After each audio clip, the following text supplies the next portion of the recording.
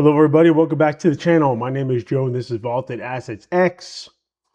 We're in about week 16 of Invisalign, so if my speech is a little bit messed up, I apologize. You would think after a while you get used to the Invisalign with the speech pattern, but not really. It's still annoying, but we shall push through it. So the reason for tonight's video, I wasn't even going to do one, but I'm caught in an interesting situation negotiating a card, and I wanted to talk it through.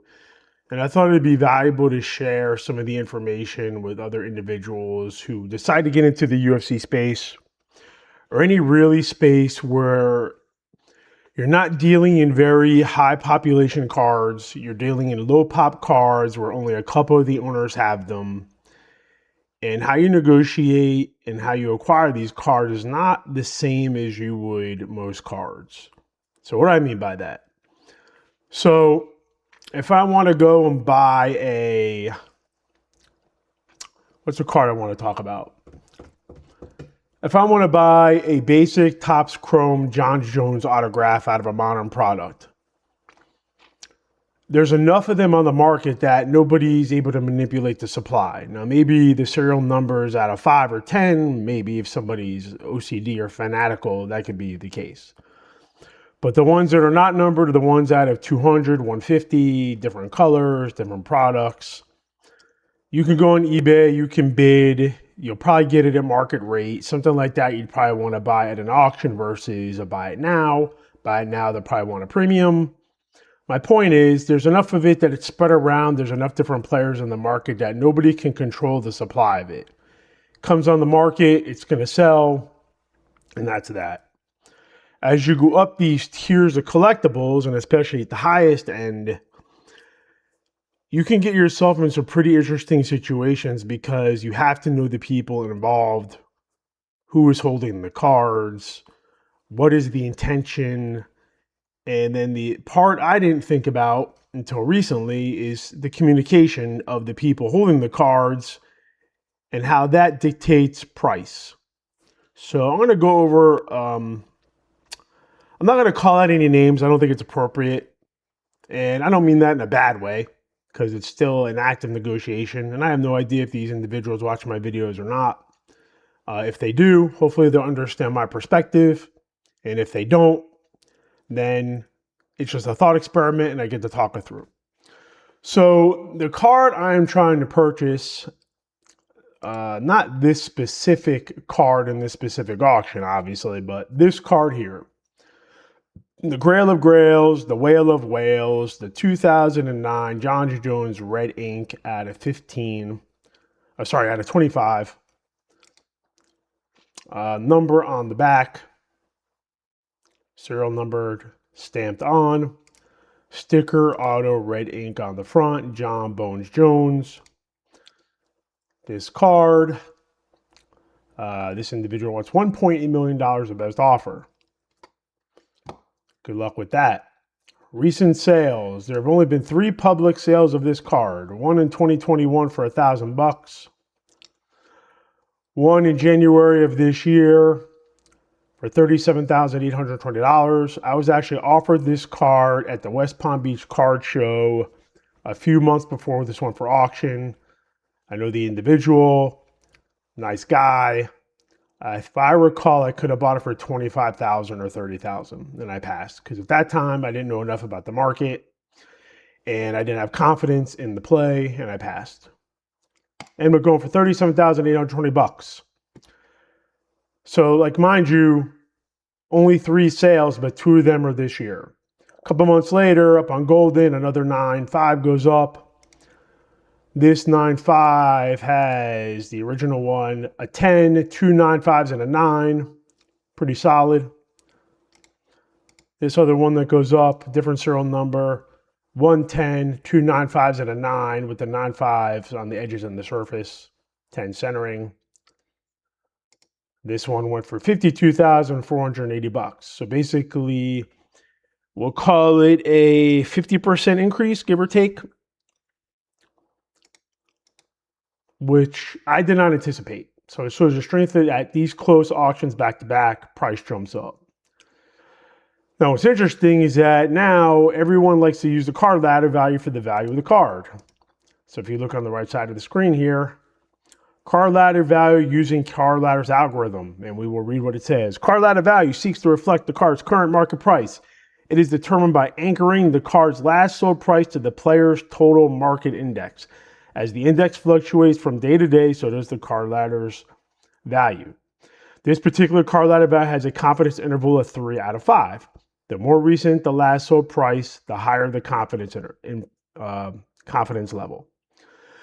So a summary of what that is because the Jon Jones market has been up, this algorithm for card ladder, which may be worth something, it may not be, is projecting that the value of this card is $72,000.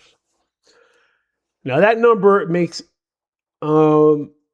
people go crazy because you're basically adding $20,000 to a card that sold 2 months ago, 40% jump hypothetically if the card came to market. So here's where it gets interesting. So in trying to negotiate this card, let me pull it up on the screen, just for dramatic effect. The person I'm trying to buy this from has an amazing example of it.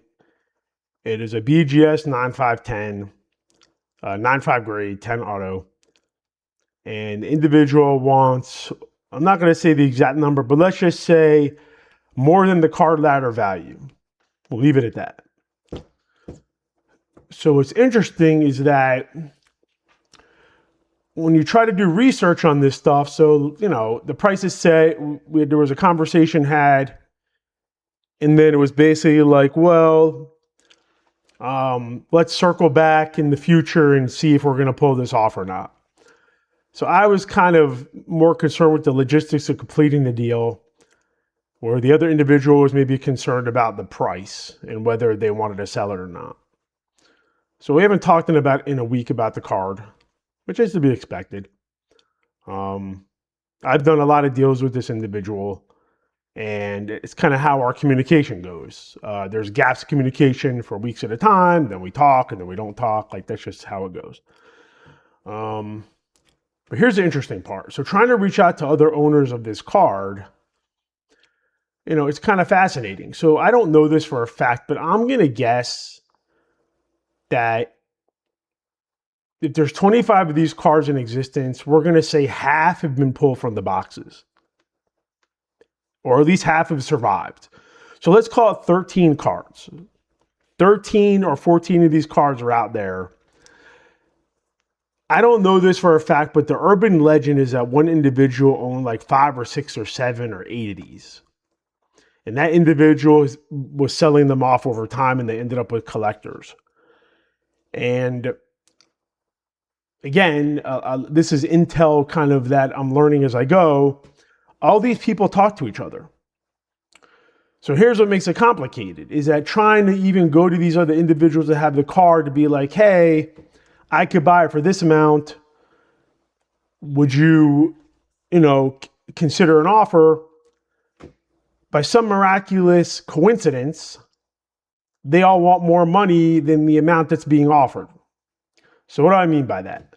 So let's just say hypothetically, the card is being offered for card ladder value of 72. It's not, but let's just say hypothetically. When I talk to all these other individuals, everybody wants 100K for the card. So I don't know if it's organically happening or if it's just by, if it's a strategy, but it's kind of genius that if all these individuals bought and sold the card and they all know each other and they're all friends and they're all collector in a group, it benefits the entire group if nobody caves and sells the card, especially that nobody caves and sends it to auction. Now, if we go back to the card ladder auctions here, the one that went for 37, I think that was kind of high. That went higher than expected for that auction because it was the first combat action put out by Golden. I don't think anyone knew what to expect. When the second one sold to 52, I think all the individuals holding it were happy, and they look at the trajectory. The next Golden Combat auction is supposed to be September or October, is this year. So another one Does somebody throw a red ink up in that auction? And is it one of these individuals? And the reason why all this matters is because how much do I believe in this card that I'm going to pay over the card ladder value? We'll call it 50% over last sale, give or take, to get this card. And do I really give a shit that much? How much does it really matter? Let's just say the number 75,000, 80,000, 85, somewhere in there. That's a lot of ammunition to throw at other things that may be more interesting. Well, it would be cool to own this Jon Jones red ink and pair it up with the other 2009 Ultimate Gear Relic, Fight Worn Relic auto that I have. I can live without it. I certainly don't need it. So I was talking with another collector and he was like, hey, while the 2009 card is the big card and the public looks at it as that, and a lot of collectors want it, there might be a smarter option. He said, have you thought about the 2011 finest cards for Jon Jones because of the first on-card Jon Jones autographs?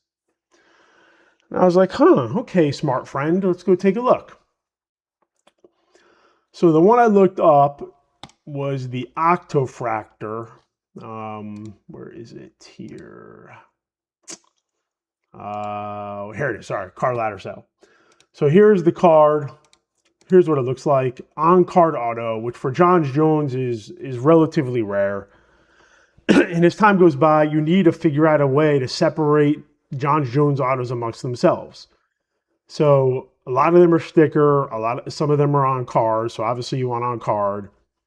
You want to try to get a nice autograph versus a crappy one. You want to try to get maybe one that has an inscription or a nickname versus not. There's a premium put on where he puts a goat versus not. But this card is interesting. So the Octofractor's out of 8. And I would argue, like that image of Jon Jones is kind of cool. He's like coming at you almost three-dimensional. But if you're being honest, I think the image of this, dang, if I could click the right situation here. In fight, I don't know who he's fighting here. I probably should know that, but he is going to town and destroying that individual. This is finest, premier product. Again, this one's out of 8, the Octofractor. My buddy says that he thinks this is a better card and a better investment than the other Jon Jones. So I started to look at it. So we could throw out this third sale here, but kind of going through it. 2021, a raw sold for $14.25. Go to 2023, a BGS 9.5 10 auto did $31.50. Another BGS 9.5 10 auto in 2025 did $4,000. Skip this sale.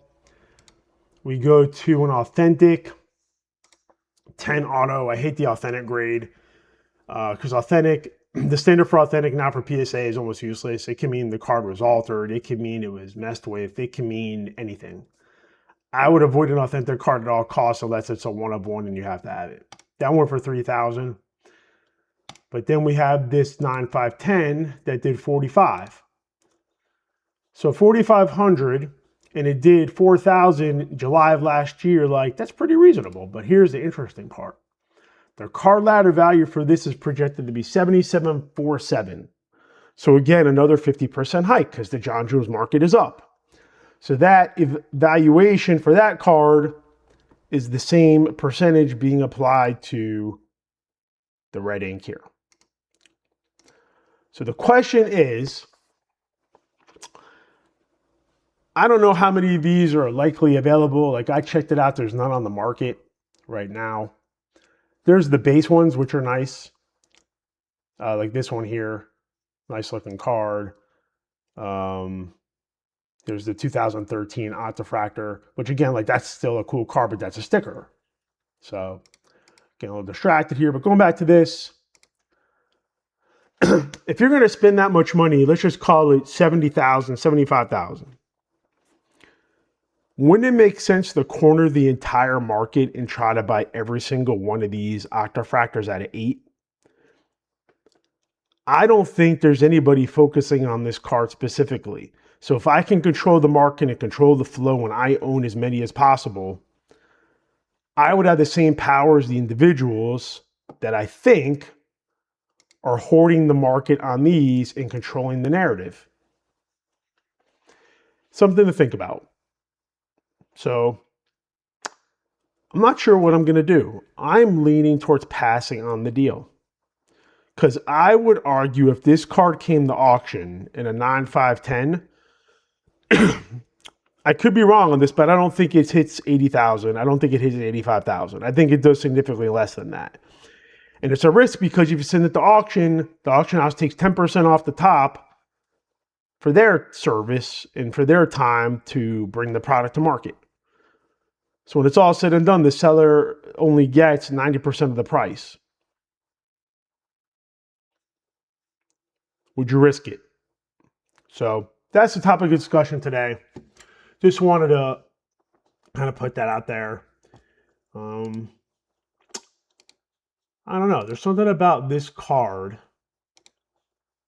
not that one specifically, but this one here, that is more appealing and more interesting. And there's another one out of 25, the gold, which everybody loves the gold, so we'll just pull that up. And it's not great, but I mean, that is a stunningly gorgeous card. And I would argue the out of 25 is a better looking card than the out of 8, just because of the gold edging and the foiling there. Is there a red of this? Maybe not. Let me see if there's a different one. Let me sort by highest price. I think the out of 8 is the highest. I don't know if there's a 1 of 1 for this. I don't remember if my buddy said or not. Anyway, that's what the video is about tonight.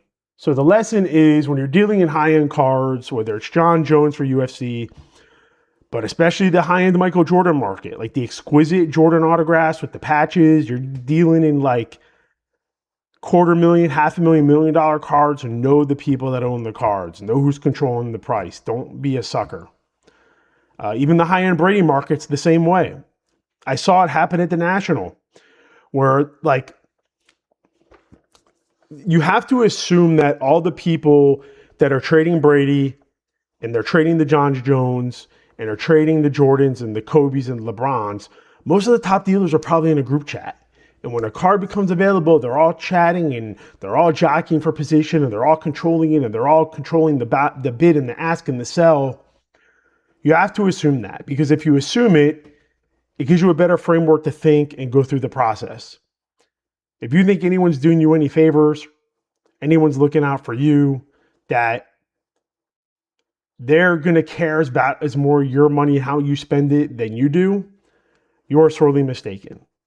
Cards that trade more frequently and that are more fluid, and there's a population of 100, 200, 500, 1,000, and you're buying it at auction, yes, there's a chance that the market be manipulated, but much less of a chance. These cards here, when there's 10 in the world, 5 in the world, you better damn well know who owns them, why they're coming to market, and the dynamics behind it. That being said, I want to end the night because I haven't done this in a while, but I was like doing this. So at least I used to have fun doing it back in the day. We're going to see what Jon Jones cards are up for auction now, sorted by highest price. Let's see what we got here. We got a out of 10 2025 Chrome Plexus Black Refractor. That's a sick image of a card. I don't think it's worth $3,000, but it's a cool looking card. We have the base auto, the non-red ink, mint 9, current bid 2,200 with 5 days left. The BGS 8, 5, 10 autos are going between 3,000 and 3,500. The BGS 9 autos 10 are going between, we'll call it 4,000 to 4,500. Not sure what a 9, 5, 10 does. Decent auto. Not great. Probably a reason why they didn't grade the auto. I think it was still with a 10, but it's a weaker auto. And again, like from the photos, it's so hard to tell. Like there, it looks a little bit lighter, but in this one, it looks super bold. Again, but I don't know. Could be my monitor as well. But this is an interesting item to pay attention to, which I will. See what else is up here for Jon Jones. Here's a 910 up for auction. So yeah, I was about right. 4,200 buy it now. I'm going to pay attention to this because I have one of these. See the subs, a 10 centering, 9.5 corners, 9.5 edges, 8.5 surface. Decent 9. So 3 grades above the 9, the surface brings it down. That's a strong 9. I'd be interested to see what that goes for. We have the 8.510 up by the same seller. We'll add that. It's interesting that the same seller didn't block the serial on this, but did on this one. Makes you wonder what that's about. We go through, we see a signed glove, we see a canvas relic, premium pieces, we see a 2012 finest Jon Jones against sticker auto. Great pose though. How young he looks, crazy. See what else we have. A frozen fractor. I always like these cards. A lot of people hate these, but I think they're pretty sick. Frozen fractor. -1. Sick. See what else. Anything interesting. Mark of the Champions auto. 2025 finest black auto out of 25. I think this card's underrated too. The 2010 Topps main event, the bronze 8. I think this card in the 8 for 800 might be a little bit high. But Jon Jones, like the way the sticker is embedded in the styling of this card, always been a huge fan of it. I have this card at a 9. I don't know, does a 10 even exist? Let's see. Pop report. No 10s, 2 9s. So I have one of the 9s. So kind of cool. Anything else? The UFC Freedom 250 box. Everyone's going crazy for the 101 Trump patch card. These are good looking cards. I know a lot of people gave this set a lot of grief and a lot of shit for it, but boxes are going through the roof. Boxes are now like 500 a box. So the market has spoken. They like the product. Chasing the card. Anything else here that's interesting? I'm not going to worry about wild card or leaf at the moment. That's pretty much it. I don't see anything else too crazy. Some modern autos, some older relics. Let's see. That's pretty much it. Nothing too crazy, nothing too wild. What is this? Jon Jones UFC autograph poster, 24x36 before his UFC debut. Rare and original. Johnny Bones Jones, UFC champ. Huh. That's pretty cool. Especially for only 175 bucks. The question is, can it be authenticated? That's the question. I'll add to watch list. Do a little research on it. See what else. Some round 2 cards mixed in with the Jon Jones.